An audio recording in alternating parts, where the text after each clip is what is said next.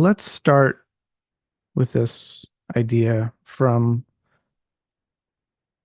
the standpoint of Layman Pascal's notion of surplus cohesion. I really appreciate Layman's framework for this. It's been very helpful for me, and I'll try to explain some of the reasons or the implications for why and what I draw from it. Um, but the way I would summarize that particular perspective says something like this. Um, in your relationship with your environment in any given situation, there is that optimal grip that can be found. There is that transjective relationship with the particular moment that opens up all new sorts of affordances in your relevance realization landscape, to use a bunch of Vervaekean language, okay? So that is always a possibility in every situation, you could say. Now, when you're in that state and when you are in relative to a particular focus or attentional space, you are developing in this way your transjective harmonious gripping of reality, opening new affordances and leading to reciprocal opening, etc.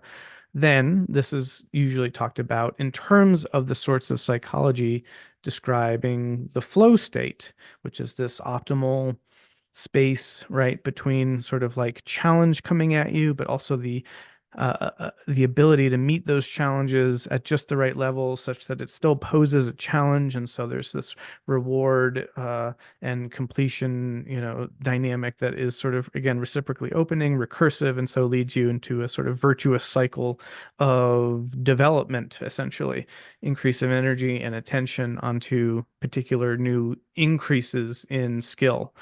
And that is a kind of dynamic going on at every level that we're learning, because every time we learn something, we gain a new optimal grip on reality, essentially. We gain a more optimal grip on reality. We gain it through those dynamics of integration and differentiation that Vervaeke describes. That we're always doing this opponent processing of interpreting reality and assessing, oh, now this is coming from this angle, this is coming from this angle, et cetera, et cetera. In even a metaphorical sense, I have this particular valence reaction to this, but there's also this over here. And you find this equilibrium between all these pressures operating on you at certain levels to interpret and understand and respond to your reality. And that is the means by which relevance realization occurs, is this kind of opponent processing that finds a certain kind of equilibrizing balance between those different opposing processes.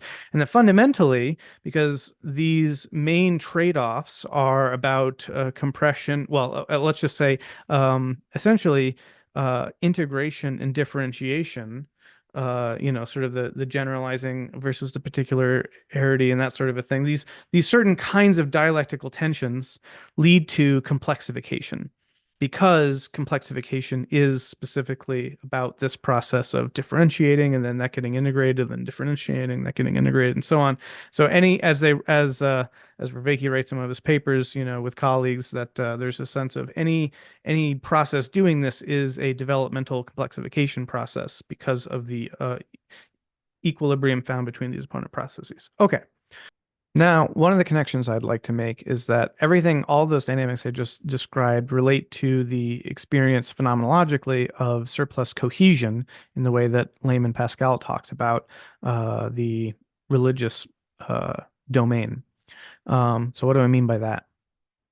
So what he's getting at are these emergent modalities that are accessible in given states, that sort of optimize for what? Okay. And this is what I think this kind of fills in.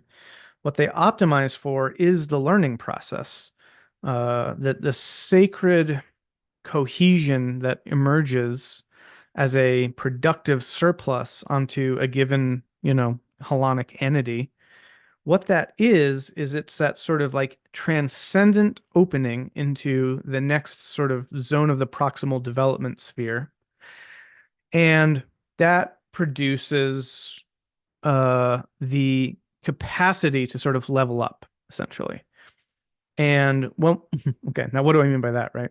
So what I mean by that is that leveling up is sort of the updating of the map, the worldview that a given person has of reality, in such a way that it makes their optimal grip greater, you could say in Vervaekean language, which is to say that you have gained an amount of information that is causally significant for your viability, for your flourishing, for your growth.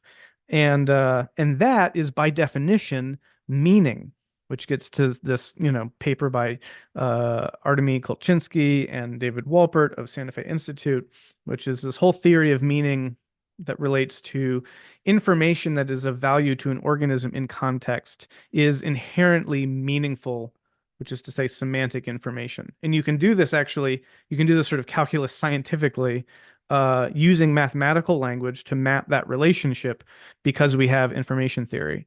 And so you can actually use information theory, like Claude Shannon information theory, to communicate what meaning is. And here Bobby Azarian's work was a real eye-opener because it brought in this whole relationship of basically the the the growth of information that reduces uncertainty about the environment is a growth of information that aids the viability of entities and contexts, you could say, because it's the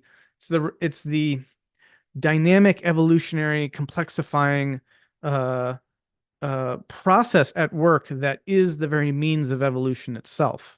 So meaning is what helps organisms in context evolve, develop, reach new levels of, emergent transcendence in terms of their ability to map reality as a representative, correlated relationship between entity and environment in a manner that increased their viability and thus their sense of meaning.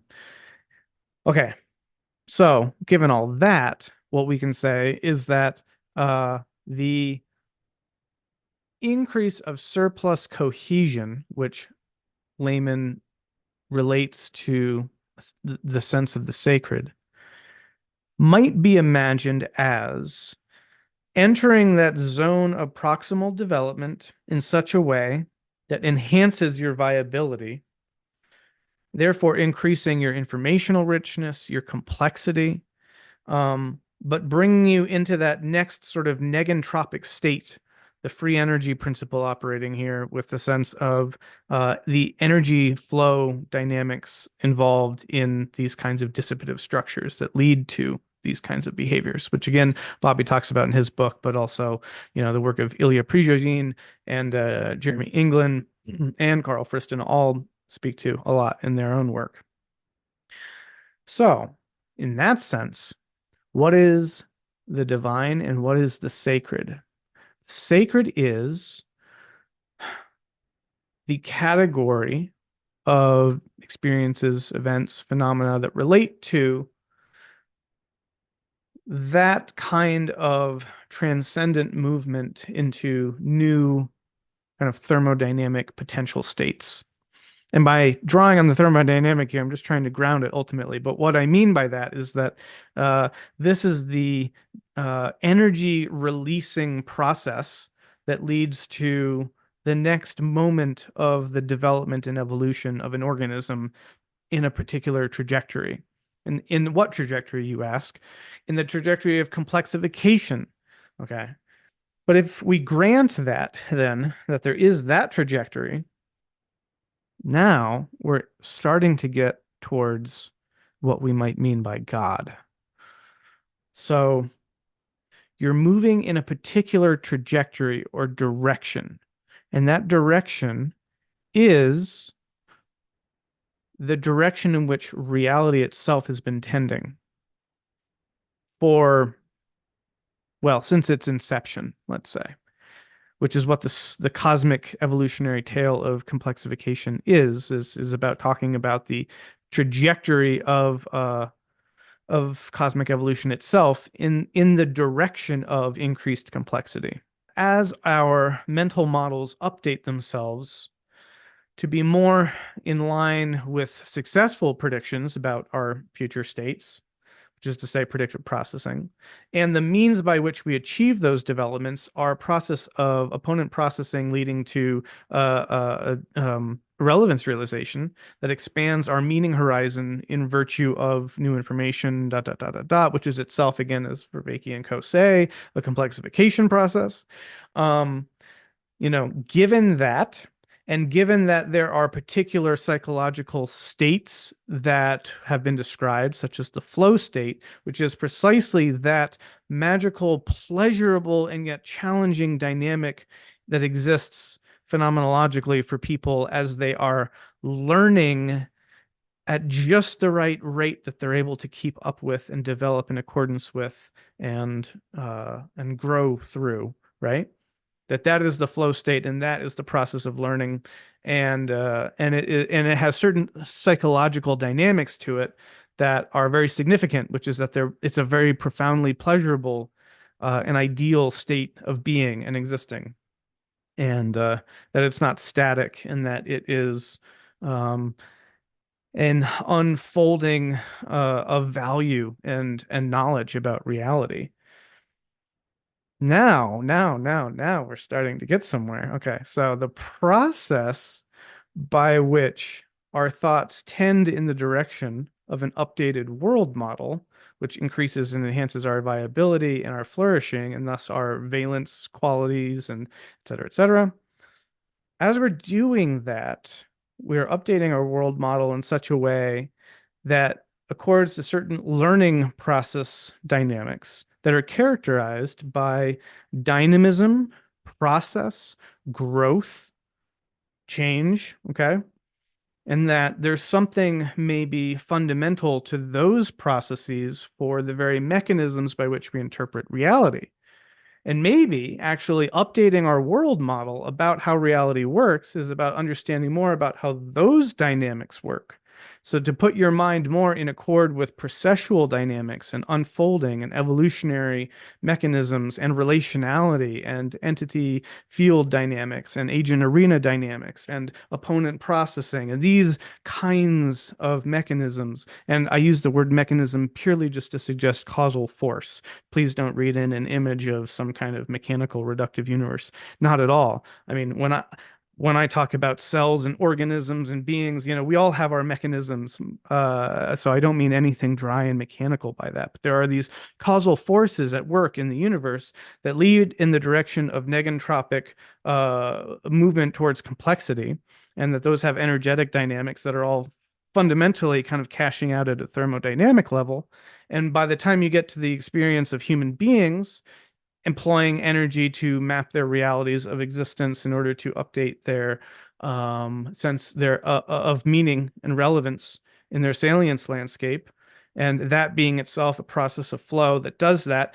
Now we can appreciate the surplus cohesion model of the sacred, of spirituality, because it is beckoning us to whatever that flow direction is.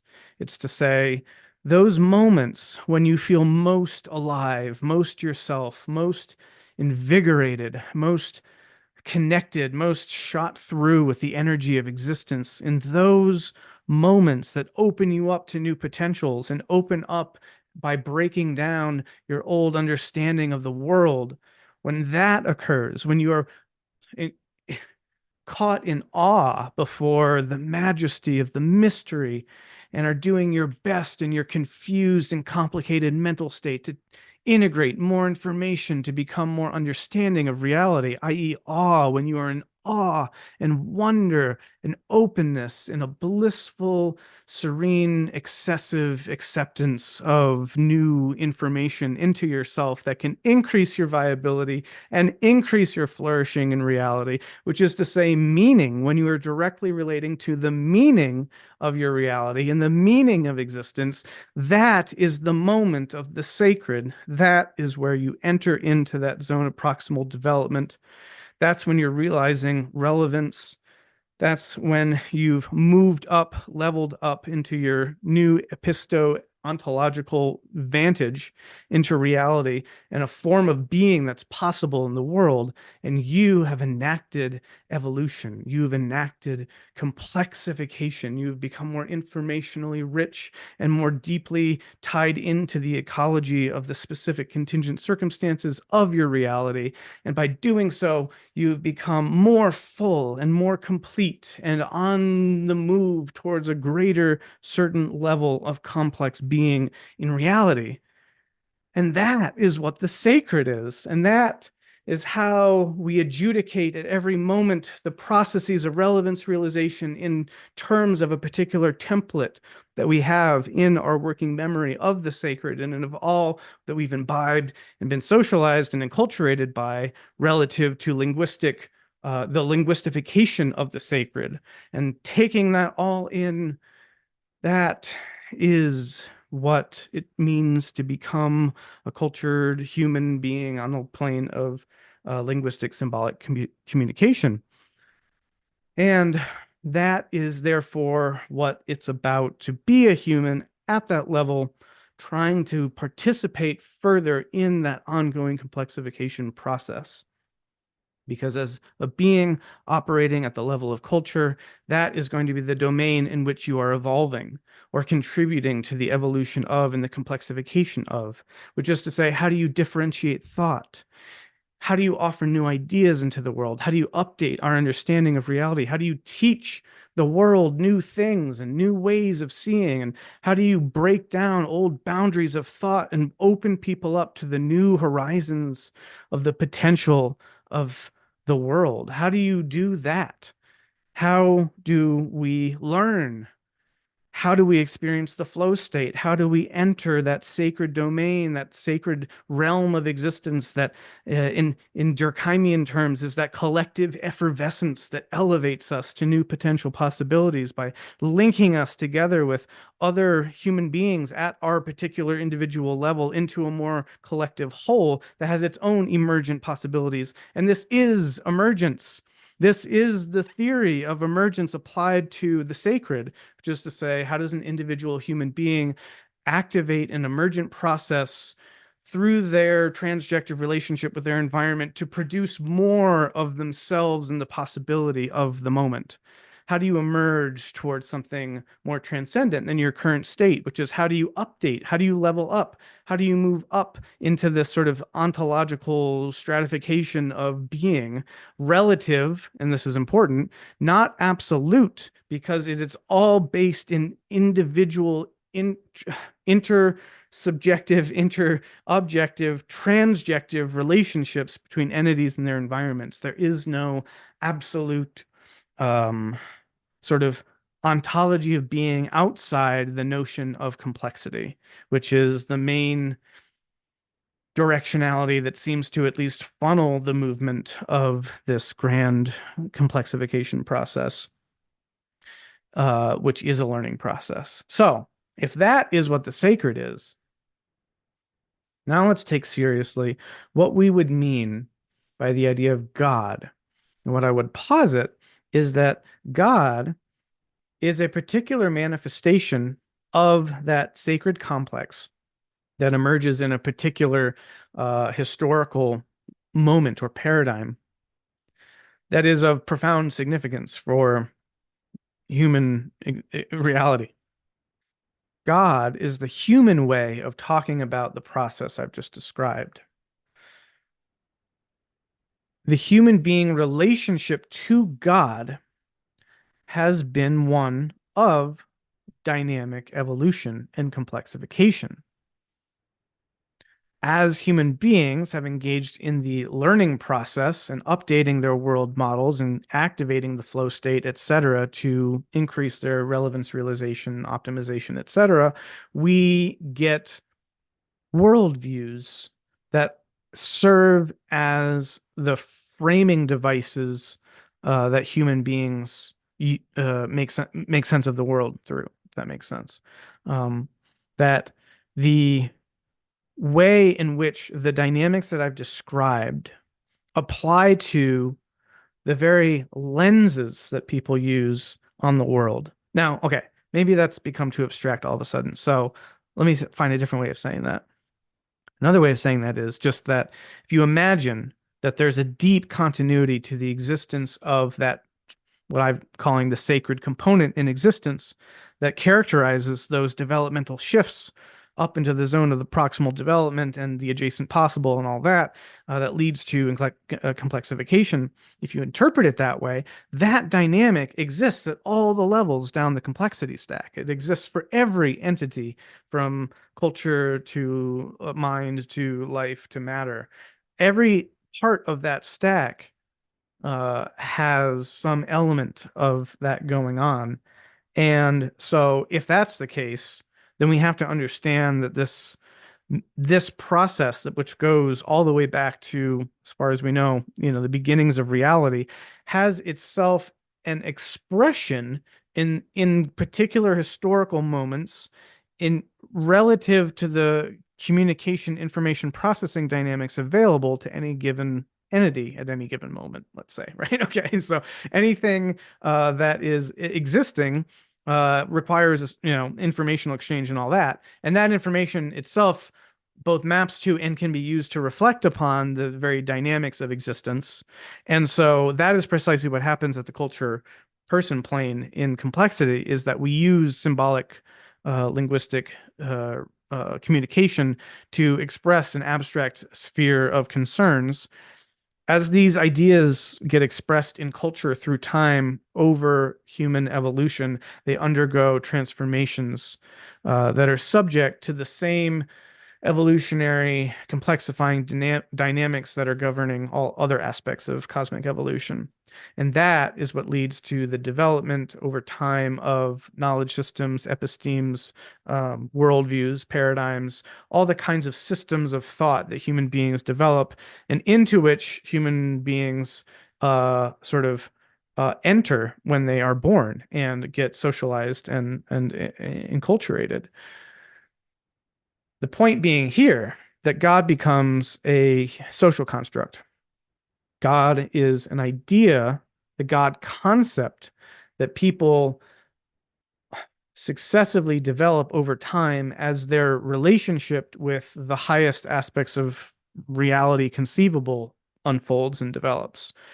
And so there's actually an evolution of the God concept through the process of learning and the flow state and everything else I've described in the Vervaekean language. All of that is contributing to an unfolding learning process through time, by means of which then information in the worldview are being updated, including the God concept.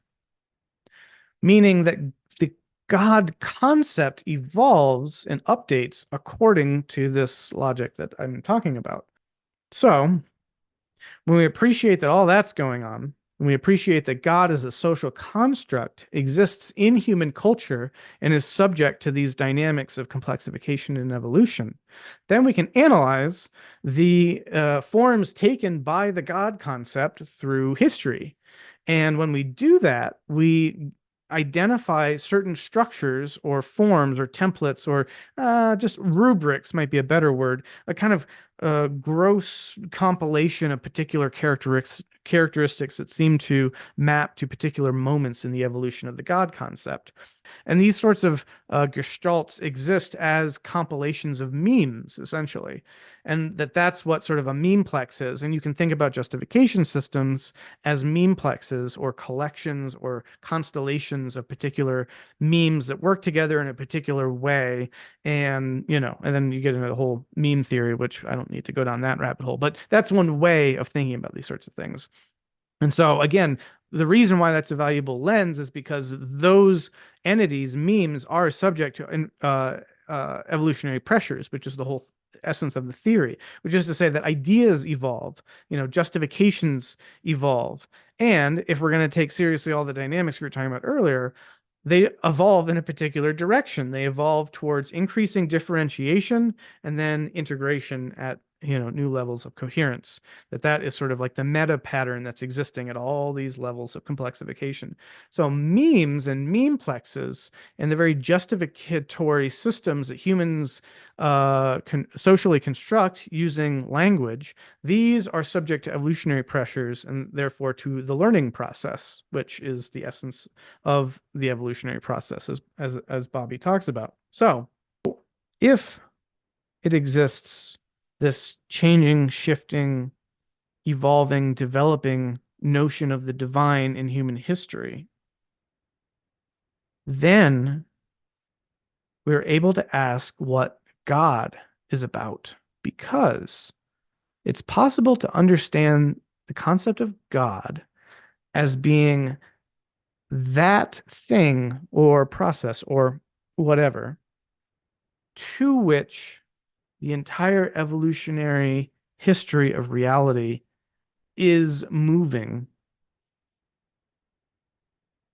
as to achieve some kind of, or I should say, approach some kind of maximal state of something.